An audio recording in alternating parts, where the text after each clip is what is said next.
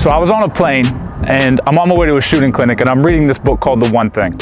And anytime I read a book that I feel is impactful, I read it multiple times. Bob Proctor has an incredible quote in which he says, when we read a book 2 or 3 times, it's not that we're seeing words that weren't there previously, we're just seeing parts of ourselves that weren't there the first time we read it. And I come across this page and with the author, he's talking about leverage.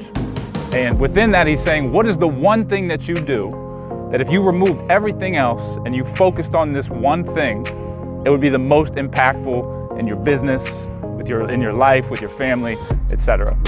And I started to think about it. And I was just thinking, what is the one thing? I relate everything back to shooting. Everything always comes back to shooting with me. And I'm trying to think what would be the one thing that if I focused just on that in the beginning, it would yield the biggest results for all the clients that I work with. And so around the same time, I was listening to a podcast with Seth Godin. And Seth Godin was talking about how he teaches people how to juggle. And the reason being is he asked them, okay, what's the purpose of juggling? I promise I'm gonna loop this back around to how it ties into shooting. But he said, what's the goal in juggling? And everybody said, well, the goal is to not let the balls drop. So you have to be really good at catching. And Seth came back and he said, well, we do have to be really good at catching, but even more so than that, before we ever get to the point where we can catch, we have to be able to throw. And so he said when he teaches people how to juggle, they just focus on what it's like to throw the balls in the right spot to put themselves in a position to catch the balls. Because if you throw and you're never in a position to catch, you're never going to be able to complete that outcome of catching whatever it is you're juggling. And so when I'm listening to these two things, what's the one thing?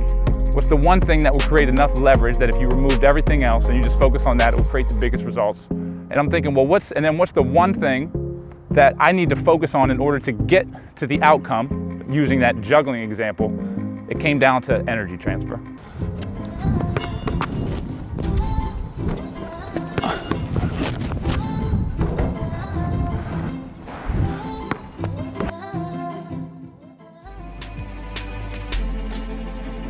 If we can consistently create energy, we're going to be able to consistently make shots.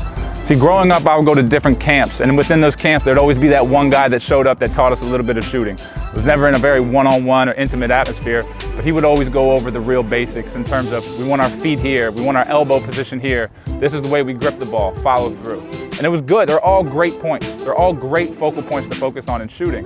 The problem is, the real magic happens between those focal points, the transition between them all.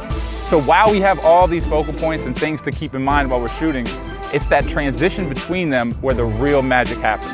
Being able to move that ball as efficiently as possible to get the most out of the energy that our body can create is where we're going to see ourselves make much more shots. So when we start to focus on shooting, anytime I'm with any client, it all begins with, can we produce efficient, repeatable energy? Because if we can do that, we're now looking at setting ourselves up to make a whole lot of shots in the long run.